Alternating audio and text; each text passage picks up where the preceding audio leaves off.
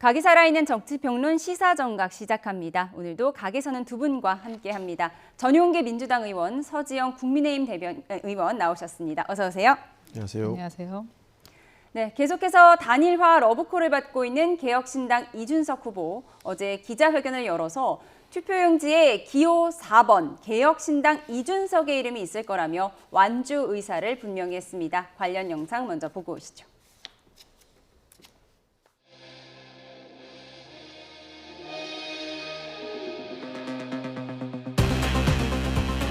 국무위원의 3분의 1 이상을 40대 이하, 50세 미만으로 임명하는 등 40대 총리 탄생도 자연스러울 정도로 공적 영역에서의 세대 교체를 확실히 하겠습니다.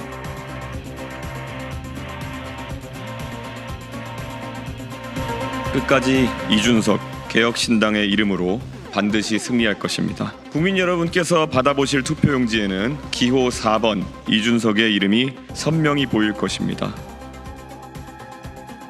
전당대회 예고편을 찍고 있다. 전당대회에서 한동훈 잡기가 쉽지 않은데 이준석이 들어오면은 이게 그렇죠. 쓸 수 있겠구나 이런 느낌? 아이고 그 한동훈보다는 이준석이 훨씬 좋아. 무한한 모욕감을 느낍니다. 상스러운 욕으로 문자를 날리던 분들이 자살 종용하던 분들이 그 문자가 지워지지 않은 상태에서 2025년에는 저에게 읍소하고 있습니다. 그리고 며칠 지나니까 저에게 협박을 하고 있습니다.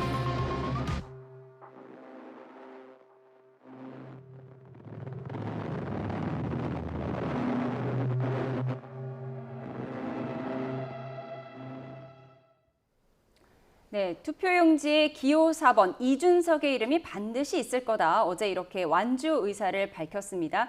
국민의힘 쪽에서 이준석 사실은 속으로는 단일화를 원할 거다. 자꾸 이런 식으로 얘기하니까 기자회견으로 쐐기를 박는 거다. 어제 이런 의미였던 걸까요?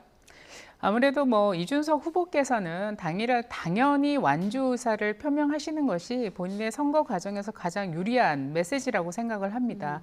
그럼에도 불구하고 국민의힘의 전직 당 대표를 지내셨지 않습니까? 그래서 우리 지지층들 사이에 이준석 대표와 후보와의 단일화에 대한 열망이 굉장히 높죠. 그런 과정에서 이런저런 옥신각신하는 얘기들이 나오고 있는데요. 저희로서는 궁극적으로 지지 기반이 거의 다 비슷하기 때문에 언젠가는 빠른 시일 안에 그런 단일화에 대한 논의가 본격적인 물꼬가 트기를 저희는 기대하고 있습니다. 예, 이렇게 단일화 안 할 거다 계속해서 말하고 있지만 이준석 후보가 오히려 2011년 안철수, 박원순 서울시장 단일화 모델을 그리고 있다 이런 분석도 나오던데요. 당시에 안철수 후보 지지율이 더 높았지만 결국 박원순 후보로 단일화를 했잖아요. 실제로 김문수 후보가 40대 총리를 이야기하지만 본인이 총리할 수도 있는 것 아닙니까?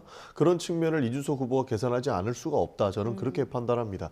그래서 김문수로 단일화를 염두에 두고 내 밑으로 들어와라라고 하는 방식은 이준석 후보한테는 저는 맞지 않는 그런 제안이다라는 말씀을 안 드릴 수가 없는 겁니다.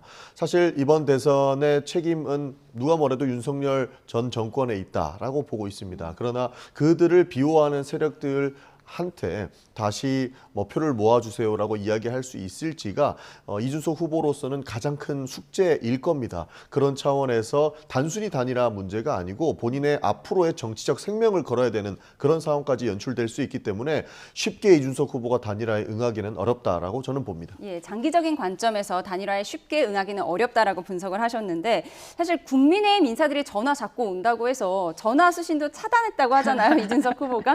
근데 카톡이나 문자 메시지는 받고 있는 거죠. 글쎄요, 이준석 대표 후보께서 핸드폰 메시지가 어떤 상태인지 저는 잘 모르겠고요. 다만 굉장히 많은 분들이 아마 요청을 하시지 않겠습니까? 그다음에 또 국민의힘 인사만이 아니라 다른 또 국민의힘을 사랑하는 또 보수 지지층들이라든지 여러분들이 여러 형태로 아마 요청을 하실 거라고 봅니다. 그냥 다만 이제 이런 단일화 논의 과정에서 아까 전용기 의원께서 이제 40대 총리론 이런 얘기를 하시면서 우리 당에서 내 밑으로 들어와라 이런 식의 그 메시지를 냈다는 건 전혀 맞지 않는 얘기고요. 그건 저희 당에 대한 좀 예의는 아니신 것 같습니다. 우리 후보에 대한 예의도 아니시고요. 전혀 그런 식의 의사표시를 저희들이 공식적으로 한 바가 없고요. 다만 이제 이준석 후보께서 굉장히 이제 자신감을 갖고 계시는 것 같아요. 최근에 여러 가지 여론조사 지표에서 이제 10%에 육박하는 또 돌파하는 지지율이 나오고 있기 때문에 제가 아마 지난주인가 아마 그런 말씀을 드렸을 겁니다. 이게 굉장히 단일화가 어려워지는 분기점이 10%, 15% 올라가면 굉장히 어려워질 거다. 지금 초입인가요? 그렇죠. 이제 선거 비중 보전 문제도 있고요. 그리고 이 대선 후보의 지지율 10%라는 건 굉장히 큰 의미를 갖습니다. 예전에 제가 한 번도 말씀드렸지만 우리 당에 계셨던 손학규 전 이제 경기지사를 지내셨죠. 이분이 국토 대장정을 하고 굉장히 그 서민들과 함께하고 전국 일주를 하면서 지지율을 올리기 위한 여론전을 굉장히 하셨는데도 불구하고 굉장히 훌륭한 후보셨지만 이 10%의 마의 10%를 돌파하기가 어려우셨어요. 그래서 이 10%라는 거는 그 대선 주자로서의 굉장히 의미 있는 수치라고 볼 수 있는 거죠. 그런 측면에서 이준석 대표는 뭐 후보께서는 캠페인을 잘 하고 계신 거고 이 단일화 논란도 굉장히 유리하게 그 밀고 당기기를 하면서 여러 가지 전략적인 메시지를 개혁신당에서 내고 있다. 저는 그렇게 보고 있습니다. 밀고 당기기의 일환일 수 있다. 그러니까 그런데 단일화 이야기를 하면서 40대 총리를 세울 수 있다라고 하는 게 그러면 정치적 해석이 불가능한 상태는 아니지 않습니까? 뭐 정치적 상상은 얼마든지 할 수 그렇죠. 있습니다. 저는 상상을 네네네. 말씀드린 것이고 오히려 40대 대통령이 70대 총리도 가능하다라는 말씀을 저도 정치적 해석으로 말씀을 드리는 것이지 그것이 뭐 예의를 지키고 안 지키고의 문제는 저는 아니라고 그러니까 저희 생각합니다. 당에서 내 밑으로 들어와라 이런 식의 표현을 하거나 저희가 이준석 후보에 대해서 그렇게 함부로 그런 태도를 가지고 대하지는 않는다는 얘기를 제가 명확하게 말씀드리는 뭐 저는 그런 태도를 겁니다. 말씀드린 게 아니고요. 그런 말씀이 충분히 정치적 해석은 가능하다는 말씀이었습니다. 예, 그런데 40대 후보가 총리가 되든 70대 총리가 되든 민주당의 인준이 있어야 되는 거잖아요. 민주당의 인준이 필요한 것이죠. 사실 대한민국이 발전하기 위해서는 저희는 당리당략으로 접근하지는 않습니다. 그래서 한덕수 총리도 기본적으로 승인을 한 거예요. 그때 당시 윤석열 대통령은 한덕수 후보는 통합의 후보다라고 이야기했지만 실제로 한덕수 후보를 통합의 후보라고 봤던 사람은 한 명도 없습니다. 뭐 이렇게 단언할 수는 없지만 저 자체로는 그렇게 생각을 하고 있거든요. 그런 차원에서 당연히 인준은 국회에서 하는 것이고 그것이 삼권 분립의 원칙이기 때문에 그것은 당연하다는 말씀 드릴 수 있습니다. 그래서 뭐 40대 총리도 가능하다 이런 말씀을 하시는데 저는 70대 총리도 가능하니까 오히려 공정한 상태에서 경쟁을 하시는 것이 아름다운 현상을 만들 것이다라는 거 보는 것이고 이준석 후보 입장에서는 미래지향적으로 봤을 때 단일화하는 것이 본인의 정치 생명에는 큰 도움이 되지 않을 것이다라고 저는 판단하고 해석하기 때문에 그 말씀을 드린 걸로 이해해 주시면 좋을 것 같습니다. 예, 네네. 김문수 후보가 40대 총리를 얘기할 때 물론 이준석 후보를 콕 집어서 얘기하진 않았습니다만 우리 모두가 예상 가능한 상황에서 네. 현행 선거법상 이렇게 직을 제한하는 게 괜찮은 거냐 이런 의문도 있더라고요. 어떻습니까? 분명히 말씀드려야 될 거는 김문수 대통령 후보께서 직을 제안하신 적이 없습니다. 김문수 후보가 앞으로 대통령이 당선되면 이끌어갈 내각에 대한 청사진을 발표한 겁니다. 예. 그것을 마치 직을 제안한 것처럼 하는 것은 굉장히 여론을 호도하는 거라고 생각하고요. 예. 그리고 40대 총리로 가능성을 얘기하신 거죠. 그리고 굉장히 젊은 내각에 대한 어떤 비전과 포부도 말씀하셨습니다. 이것은 지금 단일화 국면이 와서가 아니라 그 김문수 후보께서 후보가 되시고 나서 바로 첫 번째 그 당에 제안을 한 게 김용태 비상대책위원장을 새로운 비상대책위원장으로 네. 사실상 추천하신 거 아니겠습니까? 그것만 보더라도 당이 굉장히 새로워지고 젊어지기를 바라고 또한 내각도 젊어지고 새로워지기를 바란다는 김문수 후보의 집권 비전에 대해서 얘기를 한 것이고요. 그게 굉장히 일맥상통한 김문수 후보의 그 내각에 대한 청사진을 얘기한 것이다. 그리고 이런 사례는 해외에도 굉장히 많이 있지 않습니까?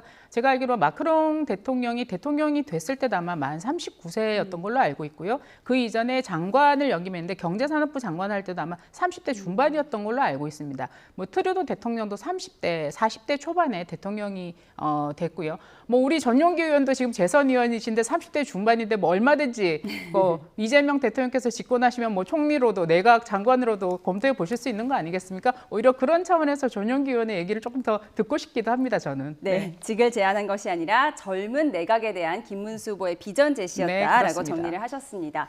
그럼 이준석 후보의 이 기자회견에 대해서 민주당에서는 어떻게 봤을지 내용 듣고 오시죠. 변수라기보다는 상수라고 보고요. 그러니까 야합 단일화가 돼도 그것이 판을 뒤집지 못할 것이다 이렇게 봅니다. 이준석 후보 쪽도 저는 내심은 99% 단일화 야합 쪽에 있다고 봅니다. 조금 더 단순 명쾌하게 내가 이번 대선에서 단일화는 어떤 형식, 어떤 방식으로도 없다라고 명쾌한 대국민 선언을 하면 되는 것인데 제가 읽었던 어제의 언어는 그러한 명료함은 아니었다고 저는 보고 있습니다. 전 단일화 한다고 생각합니다. 절대 안 한다라는 말로는 저는 들리지 않았어요. 좀 경험한 사람으로서 그 말에 대한 신뢰를 갖기가 좀 어렵습니다. 그래서 우선은 확답이다, 뭐 안 한다 이런 부분보다는 기사화시키는 것에 가장 좀 신경을 쓰는 것이 아닌가, 그리고 뭐 그렇게 생각하고 있습니다. 네, 김문수, 이준석의 단일화는 변수가 아니라 상수다. 민주당 쪽에서 이렇게 얘기를 하거든요. 왜 그런 거죠? 뭐 실제로 그렇게 할 것이라고 봤을 수도 있습니다. 기본적으로 이준석 후보도 국민의힘의 대표를 역임하지 않았습니까? 물론 뭐 윤석열 전 대통령과의 갈등 때문에 이런 불화 때문에 개혁신당을 차리고 있지만 기본적으로 그 뿌리가 국민의힘이라고 하는 것은 변하지 않기 때문에 상수로 보는 것이 맞다라는 판단을 하고 있는 것입니다. 사실 정치는 생물이죠. 그래서 허은하 전 의원이 이야기했던 것처럼 어떠한 일들이 생길지 모릅니다. 안철수 후보 같은 경우에도 안철수의 이름이 적혀 있었지만 결국엔 단일화를 이뤘지 않습니까? 그런 차원에서 저는 충분히 할 수 있다라고 보는 것이고 그것이 저희한테는 큰 변수가 되지는 않는다. 기본적으로 같은 뿌리에서 시작한 분들이다라는 생각을 가지고 있습니다. 단일화는 될 것이지만 그것이 선거 전체의 변수가 되지는 않을 것이다. 아니요. 단일화 될 것이라고 보기에도 어렵습니다. 왜냐하면 이준석 후보가 단일화는 없다라고 단언하고 있지 않습니까? 그러나 그 단언 속에 여러 가지 해석들을 할 수 있는데 절대 안 할 것이다라고 보이지는 않는다라는 해석에도 일정 부분 동의하는 것이고 만약에 지금은 안 한다고 하더라도 추후에는 단일화가 성사된다고 하더라도 민주당에게 큰 변수가 될 것이냐라고 하는 질문에서는 그렇게 큰 변수가 되지는 않을 것 같다라고 하는 생각이 있다는 말씀입니다. 김민석 의원뿐만 아니라 최근 개혁신당을 탈당해서 이재명 후보 지지 선언을 한 허은하 전 의원도 이준석 후보가 기자회견을 통해서 자신에게 이목을 집중시키기 위한 전략이다 이렇게 봤습니다. 물론 허은하, 이준석 두 사람은 뭐 정치적 앙금이 있는 사이긴 한데요. 이 해석은 어떻게 보세요? 네, 뭐 허은하 전 의원께서 뭐 그렇게 해석하실 수도 있다고 생각합니다. 그리고 당연히 그 대통령 선거에 나온 후보가 본인을 중심으로 어떤 이슈가 촉발되고 그 이슈에 대해서 본인이 입장과 견해를 표명하는 것은 뭐 당연한 일이라고 생각합니다. 그 이준석 후보가 그 단일화 이슈의 한가운데 있기 때문에 당연히 본인이 선거운동을 하는 과정에서 이 주요 이슈에 대해서 뭐 여러 가지 입장을 낼 수 있는 것이고요. 뭐 기자회견을 충분히 열어서 지금 거듭되는 단일화 요구에 대해서 뭐 지금 이 지점에서 이 포인트에서 한번 본인의 입장을 또 선명하게 낼 수 있는 거라고 봅니다. 근데 다만 아까 민주당의 중진 의원들은 반드시 단일화 할 것이라고 그러는데 또 우리 전용기 의원께서는 다른 의견을 나타내신 걸 보면 단일화 이슈가 이슈는 이슈다. 지금 굉장히 주목하고 있구나. 그리고 이재명 후보가 나름대로 굉장히 그 1위 자리를 굳히고 있는 상황처럼 보이지만 그럼에도 불구하고 여러 가지 지금 지지율 변수들이 일어나고 있지 않습니까? 아마 좀 있으면 여러 가지 여론조사 YTN에서 좀 소개해 주실 것 같은데요. 지금 보여주시죠? 네, 굉장히 지금 여러 가지 있는데요. 변수가 나타나고 있는 것 같습니다. 네. 예, 오늘 나온 갤럽 여론조사입니다. 이재명 후보 45%, 김문수 후보 36%, 이준석 후보 10%로 나타났습니다. 이재명 후보는 지난주에 비해 6%포인트가 떨어졌고요. 김문수 후보는 7%포인트 상승한 걸 확인할 수 있는 결과입니다. 계속 말씀하시죠. 네, 지금 방금 나온 갤럽 조사인 걸로 알고 있는데요. 지금 이재명 후보가 45%이고 김문수 후보와 이준석 후보의 지지율을 합치면 46%입니다. 그러니까 45대 46의 지형이 완전히 바뀐 거죠. 그러니까 얼마 전까지만 하더라도 보수 후보자들의 지지율을 합쳐도 이재명 후보에 근접하기가 좀 어려웠었고 최근에 서서히 이제 오차 범위로 접혀들면서 지금은 역전하고 있는 조사들이 굉장히 나오고 있죠. 이러기 때문에 단일화 이슈는 더욱더 굉장히 스노우볼링이 일어나면서 굉장히 이슈가 더 커질 것 같고요. 단일화 이슈로 이제 대선 중반에 이슈들이 전부 다 초점이 모아질 걸로 보입니다. 이런 상황 속에서 이제 이재명 후보의 지지율이 대폭 떨어지고 있고 그다음에 김문수 후보의 지지율은 대폭 상승하고 또 이준석 후보의 지지율은 아까 제가 말씀드렸지만 그 대선 후보의 마의 10%를 이제 딱 도달을 하면서 굉장히 이번 대선에 이제부터는 변곡점이 만들어졌다. 저는 그렇게 해석하고 있습니다. 앞으로도 굉장히 단일화 이슈가 대선 중반에 큰 이슈로 지금 작용을 하지 않을까 그렇게 생각하고 있습니다. 단일화한다고 해서 물론 지지율 1 더하기 1이 2가 되는 경우는 아니지만 뭐 3이 될 수도 있고요. 1.3으로 줄어들 수도 있고 그렇지만 지금 어쨌든 이 지지율 변화를 뭐 민주당에서는 심도 깊게 분석할 것 같습니다. 심도 깊게 분석을 했고요. 이 부분은 왜곡이 되고 있다라고 하는 점을 명확히 말씀드리고 싶습니다. 왜곡이죠? 기본적으로 이 사람들이 어떤 여론조사 전화를 받았는지를 좀 봐야 될 것 같습니다. 제가 지적하는 부분들은 성향에 대한 응답인데요. 이게 5월 22일부터 22일까지 여론조사가 진행됐는데 자기가 보수적이라고 응답한 사람이 349명이고요. 중도라고 응답한 사람이 327명입니다. 그러면 보통 진보라고 응답하는 사람도 그 비슷한 수준이어야 되는데 진보라고 응답한 사람이 234명이고 자기는 모른다고 답변한 사람이 92명입니다. 예. 기본적으로 보수들이 더 전화를 많이 받았고 여론조사의 응답률이 높았다는 겁니다. 물론 그거는 뭐 이준석 후보나 김문수 후보의 단일화 이슈를 띄우면서 본인들을 지지하는 지지층들이 더 여론조사에 깊게 관여하는 그런 측면을 볼 수 있는데 이렇게 그 여론조사만 가지고 전반적으로 지지율이 올랐다 내렸다라고 분석해서 이재명 대표 지지율은 떨어지고 있다라고 평가하는 것이 오히려 저는 왜곡의 시작이라고 보는 예. 겁니다. 그래서 보수 표본이 좀 더 많이 표집이 됐다. 그렇습니다. 그래서 이 여론조사 발표할 때도 이런 성향 분석을 오히려 발표를 해주셔서 국민들께 평가를 해달라고 말씀을 해주시는 게 저는 이 여론조사의 왜곡 현상을 방지할 수 있다 이렇게 보는 겁니다. 그래서 해당 부분만 보고 대선 후보 지지율을 전체적으로 평가해서는 안 된다라는 말씀 드리겠습니다. 예, 보수 표본이 좀 더 많이 표집이 돼서 조금 왜곡됐을 수도 있다는 가능성을 제시하셨어요. 저는 자세하게 볼 시간도 없었는데 언제 그렇게 자세하게 보셨는지 모르겠습니다만 그건 갤럽에다가 항의를 하시고요. 최근에 갤럽 조사들이 여러 차례 나왔습니다. 저는 지지율 여러 가지 여론조사는 추이를 보는 게 굉장히 중요하다고 생각합니다. 저희가 금요일 오후마다 나와가지고 이 토론을 방송을 할 때마다 갤럽 여론조사가 거의 다 인용이 되었어요. 이 추이가 굉장히 변화가 되고 있다는 거죠. 상당히 이재명 후보가 대선 선거운동 시작 초반에는 굉장히 앞서 있다가 점점 그 차이가 좁혀지고 있고 그리고 김문수 후보는 그 지지율이 점점 상승하고 있으면서 윤석 후보 지지율도 굉장히 변화가 가져왔고요. 그다음에 저희가 여기서는 인용할 수 없지만 갤럽뿐만 아니라 굉장히 최근 들어서 굉장히 많은 여론조사 기관에서 지금 오늘 갤럽과 굉장히 유사한 형태의 지지율 변화를 보이고 있다는 것에 주목을 해야 된다고 생각합니다. 그 조사 한번 다 살펴보시고 다른 조사 기관까지 한번 문제점이 있으면 또 이의 제기를 하시죠. 그러니까 저희도 여러 가지 여론조사를 보죠. 그리고 그 지지율 추이를 보지 않고 분석을 안 할 수가 없는 겁니다. 그래서 여러 가지 방송 중에는 오히려 여론조사 전문가를 모셔놓고 이야기를 듣는 경우도 많거든요. 그래서 아마 추후에 있는 방송에서 여론조사 전문가들한테 이 성향 분석에 대해서 한번 여쭤보시면 더 좋을 것 같고 더 국민들께 훌륭한 그런 판단을 맡길 수 있는 그런 상황이 만들어질 거라고 보는 것입니다. 여론조사 기관에 항의할 필요는 없죠. 그렇게 과표집 될 수 있는 것이고 그것이 결국에는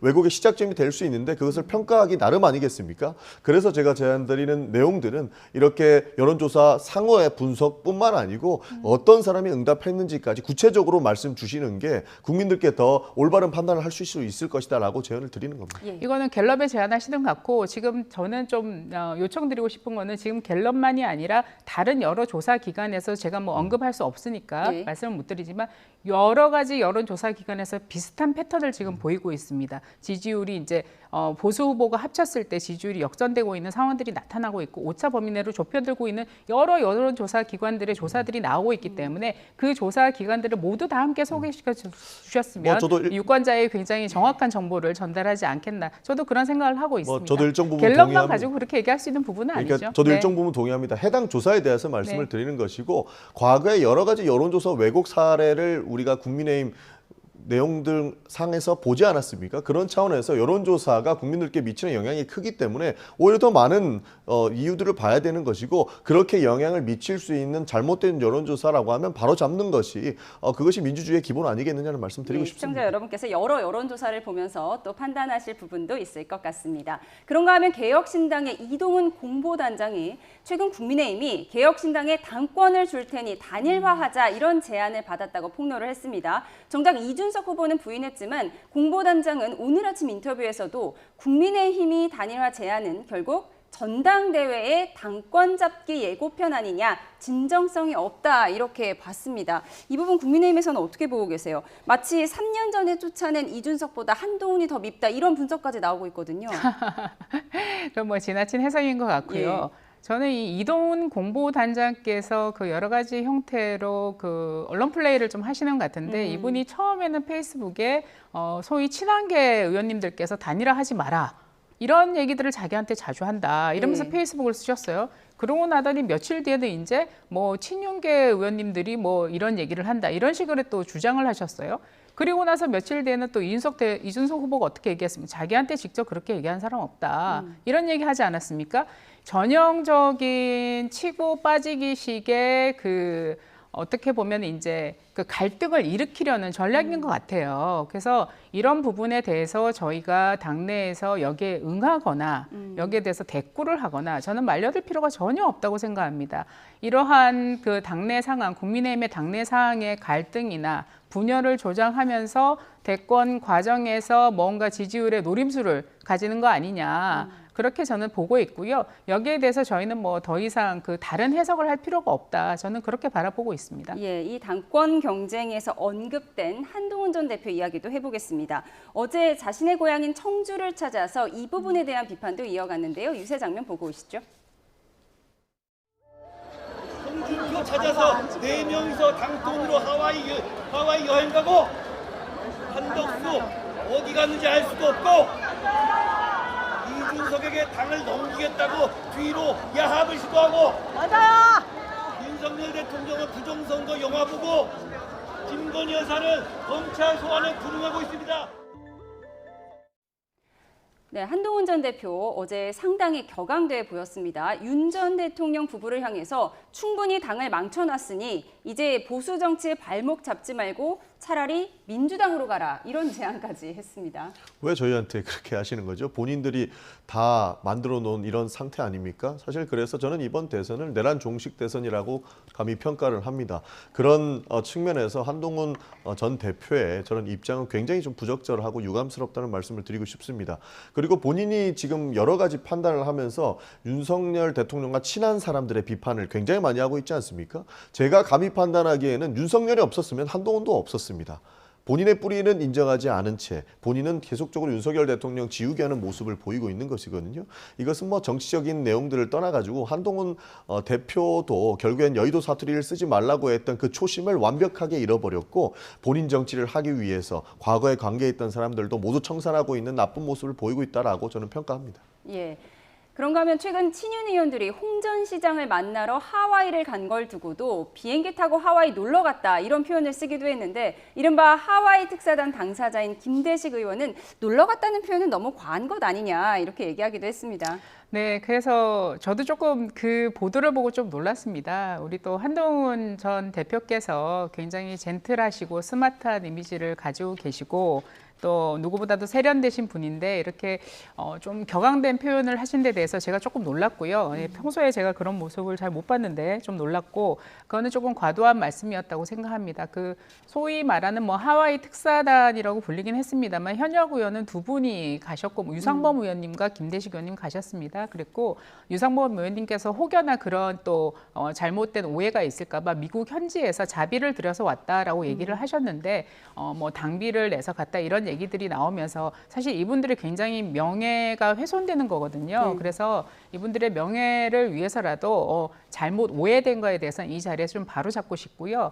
그리고 그분들이 이제 이 홍준표 전 대표께서 이번 대선 국면에서 좀 역할을 해 주시기를 간곡하게 부탁드리기 위해서 일부러 시간과 자비를 들여서 다녀오시지 않았습니까? 그 충정을 좀 저희가 이해를 해야 될 것 같고요. 또 더군다나 이제 김대식 의원님께서 이제 뭐 한동훈 전 대표께서 이렇게 표현을 하셨지만 좀 과도한 표현을 하셨지만 김대식 의원님께서 굉장히 이것을 갈등을 확산시키지 않고 또 점잖게 그 입장을 얘기하시는 모습이 저는 그래도 참 다행스럽다 이런 생각이 들었고요. 차분하게 대응을 해주셔서 이게 혹시라도 뭐 불필요한 감정 싸움으로 이렇게 번지지 않았다 이걸 참 다행스럽게 생각을 하고 있습니다. 그리고 또 김대식 의원님 저랑 같은 부산 지역 의원이신데 사실 윤석열 전 대통령님하고는 그렇게 큰 관계가 개인적으로 없으세요. 그래서 이명박 대통령 때 정권 때는 굉장히 여러 가지 역할을 많이 하셨는데 윤석열 대통령 그 대선 때는 이렇다 할 뭐 직함이나 뭐 선대위에서 활동하신 것도 없으세요. 그래서 평소에도 저희들한테 당원으로서 지지를 했다 이런 얘기를 하시면서 오히려 뭐 윤석열 정권으로 우리가 정권 교체하는데 본인이 역할을 크게 하지 못했다라는 거를 오히려 소회를 평소에 얘기하셨던 분인데 이렇게 이제 특정 계파 의원들로 얘기가 된다는 거는 본인으로서는 뭐 받아들이기는 좀 어렵겠죠. 어쨌든 이 문제는 해프닝으로 넘어가야 될 문제가 아닌가라고 생각을 하고 있습니다. 예, 한동훈 전 대표 입장에서는 친윤계 의원들이 한덕수 전 총리를 데려오려고 영입하려고 노력하는 와중에 자신이 경선에서 손해를 봤다, 피해를 봤다 이렇게 생각할 수도 있는 거 아닐까요? 실제로 그렇게 평가하는 것 같고요. 사실 권력이 뭔지 이렇게까지 해야 되나라는 싶은 생각을 저희 민주당에서도 가지고 있는 시점이 된 것입니다. 사실 그 권력 중심적인 성격을 많이 띠고 있는 상태에서 선거운동을 하고 있는 것 같습니다. 그러니까 뭐 다음 당권을 위한 그런 구애를 하고 있는 것 아닌가 하는 평가가 나오거든요. 기본적으로 대선이라고 한다면 본인들 내부에서는 선거를 이기기 위해서 규합을 시키는 모습이 먼저 보여야 되는데 오히려 한동훈 대표 같은 경우에는 김문수 선거운동을 한다고 하면서 자당의 의원님들을 비판하고 있거든요. 그리고 홍준표 후보를 데리고 오는 것은 너무나도 정치권에서는 당연한 내용일 겁니다. 왜냐하면 홍준표 시장도 자당의 후보를 도와달라고 이야기하는 것은 너무나도 지금 정치권에서는 당연한 일이기 때문입니다. 그런데도 불구하고 그 한동훈 후보 같은 경우에는 홍준표 전 시장을 모시러 간 의원님들을 비판하고 그분들이 뭐 여행을 갔다라고 평가하던가 이런 부분들은 결국엔 지금 대선을 앞두고 있는 시점에서 대선에는 큰 관심이 없고 다음 그 당권을 위해서 자기들의 편가르기를 하는 것으로 평가할 수도 있다라고 하는 말씀을 저는 안 드릴 수가 없는 겁니다. 실제로 저는 그렇게 평가가 할 수 있을 것 같습니다. 예, 자당 의원들을 비판하고 있지만 한동훈 전 대표 측에서는 그러니까 친한계 의원 입장에서는 한동훈 전 대표가 선거 유세에 나서면서 지금 김문수 후보 지지를 오른 것 아니냐 이렇게 주장하고 있기도 한 것 같습니다. 네, 여러 가지 뭐 정치적 변수들이 있고 변화들이 있는 것 같습니다. 한동훈 대표께서도 이제 본격적인 지지 유세에 가세를 하시면서 여러 가지 당의 그 물줄기를 잡아주는 역할을 하고 계시고요. 그다음에 이제 적극적으로 지금 행보들이 더 늘어나고 있습니다. 그런 과정에서 이제 이재명 세력의 집권을 막아야 된다는 대전제와 그다음에 당의 여러 가지 쇄신과 개혁을 동시에 얘기하시고 있는 부분이라고 생각하고요. 그런 차원에서 앞으로의 행보를 사실은 더 주목하고 기대하고 있는 측면들이 있습니다. 좀 더 지켜봐야 될 것 같습니다. 예, 이어서 민주당 이야기를 좀 해보겠습니다. 지금 민주당에서는 보수 진영 인사들의 지지 선언이 잇따르고 있는데요. 이런 해프닝도 있었습니다. 영상으로 보고 오시죠. 진짜 빅텐트 민주당으로 오십시오.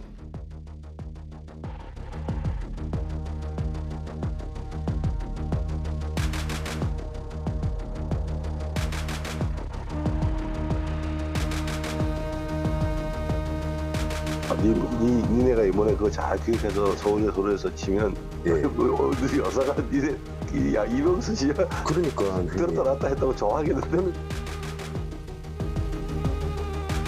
좀 경솔한 조치로 보여지기 때문에 재발 방지책 필요하다는 문책도 검토하라고 얘기해놓은 상태입니다.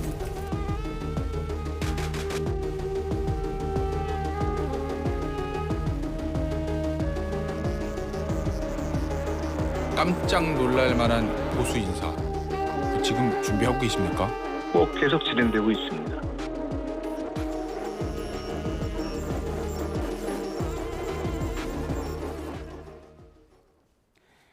네, 최근 이재명 후보 캠프에 보수 인사들 영입이 이어지고 있는데 한동훈 전 대표의 공격 사주 의혹의 당사자였던 김대남 전 행정관을 합류했다가 철회하는 일도 있었습니다. 이와 관련해서 이재명 후보가 문책도 검토하라 이렇게 지시를 한 거죠. 실제로 김대남 그 전 행정관을 모시고 오려고 하는 시도가 있었다고 확인했습니다. 그리고 이 문제는 확실하게 당내에 큰 문제로 불거져서 철회하는 해프닝까지 벌어진 것도 사실입니다.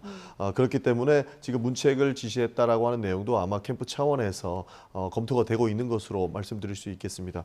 기본적으로 윤석열 정부에서 책임이 있는 사람, 그 책임을 져야 할 사람들에 대한 것은 저희는 강력하게 문제 제기를 하고 있습니다. 실제로 윤석열 전 정권이 만들어 놓은 이 지금 상황, 민생 경제 상황이 어렵고 여러 가지 등등의 상황들을 연출해 놓은 책임 있는 사람들을 데리고 오는 것을 용서할 수는 없는 부분이라고 민주당 당원들도 얘기하고 있고 국민들도 이야기하고 있거든요. 그래서 뭐 그런 부분들은 정확하게 끊고 가야 된다. 그러나 우리도 빅텐트를 구축하기 위해서는 많은 보수들의 인사 그리고 보수적인 정책은 받아들일 준비가 돼 있다라고 말씀드린 것과 같습니다. 한 가지만 더 말씀드리면 실제로 책임져야 될 사람들이라고 하면 간단한 예로 한동훈 전 대표를 민주당에 영입을 하겠느냐라고 하는 질문에는 단호히 반대하는 것이죠. 왜냐하면 윤석열 전 정권에서의 가장 큰 책임이 있다라고 한다면 그 몇 손가락 드는 사람이 한동훈 전 대표라고 할 수 있는데 그런 책임을 물어야 할 사람을 영입할 수 있겠습니까? 그래서 뭐 김 전 행정관 같은 경우에도 충분히 책임을 물어야 할 사람들로 판단을 해서 이렇게 영입을 시도했다가 철회했고 영입을 시도했던 사람들은 그 관리되지 않은 멘트로 오히려 오해를 낳았기 때문에 그에 대한 문책은 추진을 하고 있는 상황이다. 그렇게 말씀드릴 수 있습니다. 대표 영입 얘기가 있었던 거예요? 아니 없었는데 예를 들어서 그렇게 책임을 물어야 될 사람들을 어떻게 데리고 오냐 하는 비판을 강력하게 받지 않겠습니까? 극단적인 예를 든 겁니다. 네, 김대남 전 행정관은 다시 김문수 후보를 지지하겠다 이렇게 밝혔는데 이에 대해서 한동훈 전 대표가 당과 지지자들을 모욕하는 것이다 이렇게 비판을 했습니다. 네네, 뭐 김대남 전 행정관이 굉장히 떠들썩했던 분이죠. 왜 그런 분을 그렇게 영입을 시도했을까? 저는 그것이 참 의구심이 듭니다. 왜냐하면 우리가 그 대선 과정에서는 여러 이제 다른 진영에 계신 분들을 많이 모시려고 노력을 합니다. 서로 경쟁적으로도 노력합니다. 그러나 이제 그렇죠. 굉장히 이제 정치권을 오래 떠나 계셨던 분들에 대해서는 때로는 검증이 안 되고 그리고 뭐 선대위에 있는 여러 인사들이 개인적 친분으로 인해 가지고 가끔 모셔오기도 해서 이제 해프닝이 많이 일어납니다. 근데 김대남 행정관 같은 경우는 굉장히 떠들썩했던 분이고 민주당에서 굉장히 그 사건을 가지고 집중 포화를 쏘았던 분입니다. 그런데 어떻게 선대위에 제가 알기로는 직책을 줬다가 철회한 걸로 알고 있거든요. 아마 SBS에서 단독 보도했던 걸로 기억하는데요. 저는 그것이 굉장히 의구심이 있습니다. 뻔히 아는 사람을 모든 것을 알고 있는데도 불구하고 왜 영입을 하고 직책까지 줬다가 그 이후에 갑자기 부정 여론이 내부에서 일어나니까 철회를 한 거란 말이죠. 그래서 왜 그런 굉장히 의혹으로 둘러싸여 있는 분을 영입을 하고 임명장까지도 발부했다는 걸로 알고 있는데 했을까라는 부분이 굉장히 의구심으로 저는 명쾌하지 않다. 그런 생각이 들고요. 그리고 아까 전용기 의원님께서 뭐 극단적인 예라고 하시면서 한동훈 전 대표 같은 분은 영입 절대 안 한다 이런 얘기 하시는데 한동훈 대표도 영입에 응할 리 없습니다. 그런 황당무계한 극단적인 예를 드시는 건 적절치 않고요. 그것이야말로 한동훈 또 전 대표나 국민의힘을 상당히 모욕할 수 있다는 얘기를 제가 드리고 싶고요. 그리고 굉장히 이제 요즘에 민주당이 극단적인 걸 좋아하시는 것 같아요. 뭐 TV 토론 나오셔가지고도 이렇게 말이 안 통하면 다 왜 그렇게 극단적으로 생각하냐 이런 얘기를 후보께서도 많이 하시는데 앞으로 그렇게 극단적인 생각을 좀 안 하시기를 바라겠습니다. 알겠습니다. 기본적으로 국민의힘에서 토론을 해보면 뭐 아니면 도에 답을 내놓으라는 경우가 많았습니다. 과거 토론회를 평가하자면 이준석 후보도 뭐 아니면 도에 답장을 내놓아라. 그렇게 하지 않으면 대책이 없는 것 아니냐라는 식으로 일관했기 때문에 그에 대한 비판을 했다는 말씀을 드리는 것이고요. 그래서 저희도 뭐 그런 비슷한 말씀을 들어본 거 비슷한 예시를 들었다는 말씀드리고 김대남 전 행정관의 뭐 논란이 많았는데 왜 영입하려고 했을까? 그건 잘못된 선택이지 않을까라고 하는 말씀도 100% 공감합니다. 저는 잘못됐다고 생각을 하는 것이고요. 그렇기 때문에 후보가 직접 나서서 실수라고 인정했고 이 부분은 바로잡고 문책까지 검토하고 있는 것이다. 이렇게 봐주시면 좋을 것 같습니다. 화들짝 놀란 민주당이 인사 영입에 이제 신중 모드를 기한다 이런 분석이 나오고 있는데 또 오늘 김민석 의원 깜짝 인사가 있을 수도 있다고 하는데 깜짝 카드가 있습니까? 뭐 아직까지 검토되지는 않았습니다. 기본적으로 누가 들어오는지도 사실 잘 모릅니다. 그런 상태에서 실제로 후보까지 이렇게 영입을 해야 된다, 모셔야 된다라고 얘기하시는 분들이 이렇게 등장하는 경우가 많은데 내부적으로도 공유가 되거나 그런 사안들은 아닙니다. 그래서 이런 해프닝이 일어난 것이고 잘못된 선택을 한번 했고 국민들께 사과하는 모습까지 보여졌기 때문에 조금 더 신중 모드를 기할 것은 저는 확실하다 보고 있습니다. 예. 그런가 하면 오늘 2차 토론회가 예정돼 있잖아요. 어떤 전략을 갖고 준비하고 있죠? 아마 오늘 2차 토론회는 이제 사회 분야인 걸로 알고 있습니다. 아무래도 그 김문수 후보께서 직접 노동운동에 투신을 하셨었고 그다음에 또 민주화 운동을 거쳐서 국회의원 3선 또 장관까지 하셨고 경기도지사를 재선이나 하셨기 때문에 굉장히 복지 분야, 노동 사회 분야에 대해서는 굉장히 강점을 가지고 계십니다. 그런 측면에서 김문수 후보의 여러 가지 정책적인 경험과 경륜을 바탕으로 예. 그 여러 가지 현실 정책에 대한 공방들이 좀 오가지 않을까 그렇게 생각하고 있습니다. 예, 토론회에서 정책 이야기 많이 나올 텐데 지난 대선 당시 화제였던 이재명 후보의 탈모 공약, 민주당이 탈모 공약을 이번 대선에서도 다시 검토하는 얘기가 들리는데요. 진성준 의원의 목소리 듣고 오시죠. 저는 정책본부장으로서 그 수많은 수백 수천 가지쯤 돼요, 소확행이. 그런데 그중에 대표적인 공약이었던 탈모 공약 하나만큼은 전체 공약에 꼭 넣어야 되는 게 아니냐 하는 생각을 갖고 있습니다. 후보의 최종적인 결심을 받아야 되는데 후보의 재가를 기다리고 있는 중입니다. 네, 이재명 후보의 탈모 공약, 예전에는 포퓰리즘 논란도 있었잖아요. 이번에는 실현 가능한 건가요? 실현이 충분히 가능하다고 보고 있고요. 필요하다면 해야 되는 것이죠. 구체적으로 어떤 내용이죠? 기본적으로 그 탈모약을 처방받는 경우가 많아지면 탈모약이 굉장히 재정적 부담을 주게 됩니다. 그러나 이 탈모의 연령이 지속적으로 낮아지고 있습니다. 그래서 제 주변에도 이 탈모에 대한 걱정을 하고 있고 저 역시도 걱정을 하고 있거든요. 그런 측면에서 충분히 그 건강보험 상의 제 혜택을 받을 수 있게끔 해야 될 거 아니냐라고 하는 내용들이 굉장히 많이 올라오고 있습니다. 그런 차원에서 건강보험화 시키는 것도 검토해야 된다라고 하는 것이 지난 대선의 내용이었고요. 여기에서 아무래도 개선 사항이 있다든지 여러 가지 변동 사항을 포함해서 발표를 할 수 있지 않을까 하고 기대하고 있는 겁니다. 예, 탈모 공약 아마도 토론회에서도 또 얘기가 될 수도 있을 것 같은데 반면 김문수 후보는 국회의원 정수 10% 감축, 불체포 특권 폐지 등을 내놨거든요. 정책 좀 설명해 주시죠. 네, 이번에 정치개혁 공약에 대해서 김문수 후보가 아주 여러 가지 많이 말씀하셨습니다. 그 야당 추천의 특별감찰관 임명 공약도 하셨고요. 그다음에 대통령 불소추 특권을 폐지하겠다라는 입장도 내셨습니다. 이거는 아무래도 이제 이재명 후보를 겨냥하는 측면도 많이 있는데요. 그런 부분도 있고 국회의원 정수 10% 감축, 여러 가지 이제 국회가 그 국민적 신뢰를 많이 얻지 못하는 부분, 그리고 또 국회 자체가 너무 비대해지고 방만해지는 부분들에 대해서 이런 공약을 저희가 검토하고 발표한 것이고요. 뿐만 아니라 저희가 총선에서도 얘기했지만 국회의원 불체포, 면책특권 폐지, 국민소환제 같은 것도 저희가 내놨습니다. 그리고 뿐만 아니라 사법방해죄를 신설하겠다고 했어요. 재판 중에 있는 재판의 내용으로 법관에 대한 탄핵 소추를 하지 못하도록 하는 내용을 저희가 발표를 했습니다. 재판이 진행 중에 있는 판사에 대해서 탄핵 소추하겠다는 건 사실상 재판을 무력화시키겠다는 것이거든요. 이렇게 그 법 질서와 법 절차를 존중하는 그런 형태로 법 제도화해야겠다라는 측면에서 정치 개혁 공약들을 김문수 후보께서 발표를 하셨습니다. 예. 저희가 감히 평가하자면 저거는 정치 개혁의 내용보다는 정치 혐오에 가깝다라는 말씀 드리고 싶습니다. 국회의원들이 비판을 많이 받고 있기 때문에 전 국회의원들 10% 정수를 감축하겠다라고 말씀 주시는데 윤석열 전 대통령의 12.3 계엄을 막은 것도 결국에는 국회였습니다. 국회가 제대로 된 역할을 하지 못했더라면 지금은 계엄 상황이라고 해도 나쁜 상상은 아니다라고 저는 평가하거든요. 그런 차원에서 정치 혐오를 가지고 와서 저렇게 정치 선동을 하는 것은 굉장히 부적절한 말씀이시다라는 생각을 가지고 있는 것이고, 사법부 말씀을 해주셨는데요. 사법부는 성역이 아니죠. 판사도 잘못하는 경우가 있을 겁니다. 판사가 잘못했을 때에는 그 책임을 묻는 것도 입법, 사법, 행정, 삼법 분립해서 견제와 균형을 맞추기 위한 역할이기 때문에 그 부분도 해야 하는 일들을 국회에서 추진하고 있는 것이기 때문에 그 부분 또한 정치 혐오에 편승해서 감히 저렇게 평가하고 공약을 세우는 것은 굉장히 정치인으로서 부적절한 행위다라는 말씀 드리고 싶습니다. 예, 정책 이야기하고 있었는데 이재명 후보가 기본사회 시리즈를 다시 한번 갖고 나왔습니다. 보수 진영에서 비판이 많이 나왔던 부분이잖아요. 이 부분은 어떤 내용으로 좀 바뀌었나요? 사실 여러 가지 검토 사안들이 있습니다. 기본사회에서 어떠한 것을 제공해야 국민들께서 걱정 없는 삶을 영위할 수 있을까에 대한 고민이 있어서 각종 위원회가 굉장히 많이 나와 있습니다.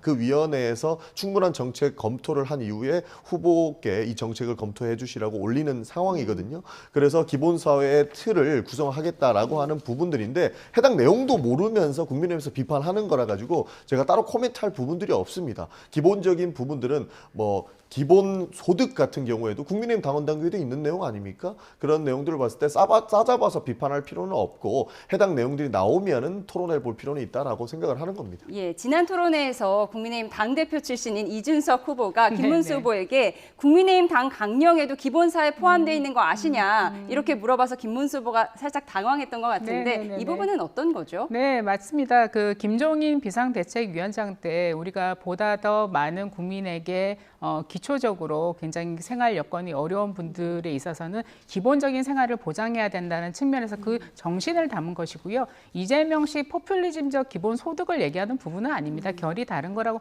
말씀을 드리고요. 저는 이번에 기본 사회라는 그 공약을 얘기를 하시면서 기본소득은 이번엔 빼셨더라고요. 왜 기본소득을 굳이 또 뺐는지 좀 이해가 안 되는데요. 기본적으로 이렇게 얘기를 하시는 것 자체가 결국은 국가 주도의 경제 시스템을 만들겠다라는 것으로 이해가 됩니다. 국가가 개입해서 돈을 나눠주고 돈을 나눠주는 것을 가지고 경제가 돌 수 있다. 그 유명한 이번에 이재명 후보께서 그 제안을 하셔가지고 굉장히 사회적으로 지금 굉장히 뜨겁게 논란이 되고 있는 게 호텔 경제가 아닙니까? 사실은 호텔 경제가 잘 모르시는 분들 많은데 호텔에 노쇼 하면 경제가 잘 돌아간다는 게 핵심입니다. 결국 이게 뭐냐. 기본적으로 어떻게 해서 그 10만 원을 주어지면 이 10만 원이 돌고 돌아가지고 결국 모든 경제 주체들이 굉장히 이익을 가지게 되고 결국 호텔은 취소를 하면 된다. 그러면 가장 마지막에 피해자는 누가 됩니까? 호텔이 됩니다. 이건 뭐냐 하면은 우리가 소를 키워서 전 국민에게 소고기를 먹게 해준다 이거예요. 그러면은 그 소는 도대체 누가 키웁니까? 그리고 그 소에 대한 속값은 누가 지불합니까? 거기에 대한 내용이 빠져 있는 게 이재명식 기본사회 구상, 기본소득 구상의 가장 큰 맹점입니다. 이 부분에 대해서 많은 그 학자들도 지금 지적을 하고 있는데요. 이렇게 황당무계한 주장을 가지고 마치 장밋빛 미래를 약속하시는 거야말로 노쇼 공약이고 노쇼 후보다. 저는 이렇게 평가하고 싶습니다. 호텔을 예약했다 취소하더라도 경제가 그 10만 원 돌아간다. 예약금이 네. 잠시 머무는 동안 경제를 살릴 수 있다는 이 논리가 계속해서 지금 논란이 되고 있는 것 같습니다. 반박하시죠. 방금 좀 전에 말씀드렸던 것처럼 여러 내용들이 있는데 굉장히 극단적인 선택을 하셨죠. 호텔을 노쇼 시키면 경제가 산다. 그거는 사실상 왜곡인 것이고 국민들을 호도하는 행위에 불과한 것이죠. 그래서 극단적인 네. 방법의 토론 방식을 국민의힘에서 채택한다라고 비판하는 부분들이 이런 부분인 겁니다. 그래서 그건 바로 잡아야 된다고 보는 것이고 기본 소득에 대한 내용들의 퍼센테이지를 줄인 거는 저는 사실로 확인하고 있습니다. 저도 그렇게 생각하고 있는데요. 그 내용인 즉슨 윤석열 정부가 경제를 너무나도 망가뜨려 놨기 때문입니다. 과거에 어느 정도 먹고 살 만하고 수출로 먹고 사는 대한민국에서 수출에 대한 흑자, 여러 가지 경제 여건이 됐을 때에는 국민들이 함께 먹고 살 수 있는 기본소득이 검토될 수 있었죠. 그러나 지금 코로나 때보다 힘든 경제 상황 아닙니까? 이럴 때는 성장이 중심이 돼야 되기 때문에 이렇게 기본소득에 대한 퍼센테이지가 낮아질 수밖에 없는 겁니다. 그래서 저희는 이런 부분들을 실용주의라고 얘기하는 거고 실리적인 주의라고 얘기하는 것이고 보수적인 정책이건 진보적인 정책이건 먹고 사는 문제에서는 모두 받아들이겠다고 하는 기본적인 입장이다라는 말씀을 드립니다. 그래서 다시 한번 말씀드리면 먹고 사는 문제에서만큼은 저희가 확실하게 정책을 세우겠다는 말씀을 드릴 수밖에 없는 것이고요. 윤석열 정부가 망가뜨려 놨기 때문에 그 포퓰리즘이라고 이야기하시는 기본소득도 퍼센테이지가 낮아진 겁니다. 예, 마지막으로 이 부분도 좀 짚어보겠습니다. 오늘 오전에 미국이 주한미군 감축을 검토하는 보도가 있었는데요. 네, 양당의 입장을 좀 들어보기 전에 지금 민주당 이재명 대선 후보가 봉하마을을 찾았죠. 그 화면을 좀 보도록 하겠습니다.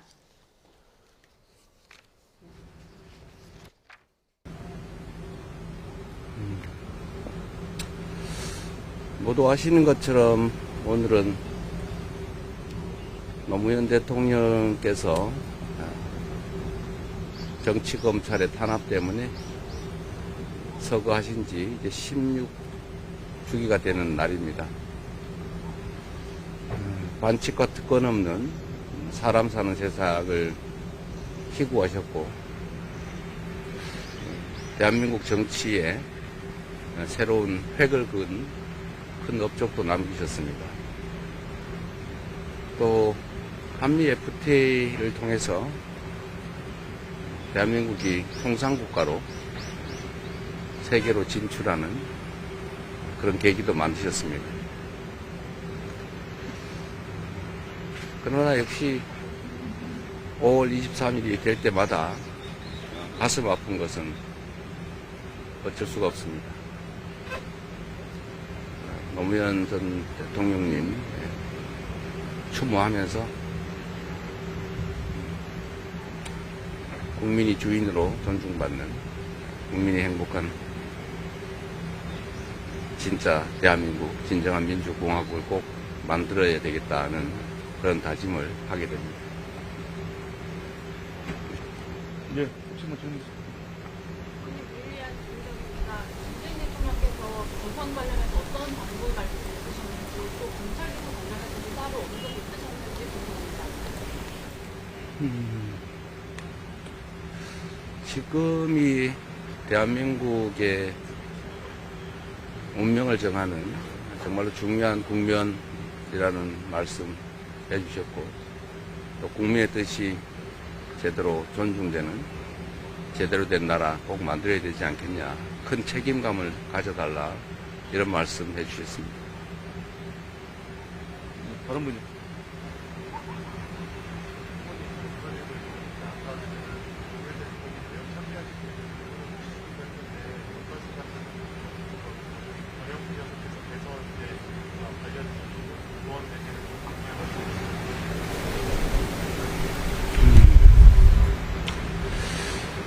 요즘 정치가 아닌 전쟁이 돼가는 것 같아서 마음이 많이 불편했습니다. 정치라고 하는 게 공존하고 상생하고 대화하고 타협해서 국민적 통합을 이끌어가는 것인데 지금은 상대를 제거하고 적대하고 혐오하고 이래서 결국은 통합이 아니라 국민들을 오히려 분열시키는 그런 양상으로 가고 있습니다. 정치에서 상대방을 인정하는 것, 존재를 존중하는 것, 이게 가장 기본인데 결국은 상대를 제거하려고 하는 그런 정말로 잘못된 그런 움직임의 아니죠. 뭐 역사적으로 여러 번 있었던 그 희생자 중에 한 분이 노무현 대통령이십니다. 지금의 정치 상황을 생각해 보면 그런 최악의 상황에서 결국 한 발도 나가지 못하고 있는 상황이 다시 되어버린 것 같아서 뭐 그런 점에서 여러 가지 감회가 있었습니다. 네, 또 질문 좀 할까요? 네. 권 여사 얘기 아까 잠깐 하죠. 권양숙 여사님은 뭐 건강해 보이시고 또 그래도 우리 국민들의 힘으로 희망이 있지 않느냐 그런 말씀해 주셨습니다. 네.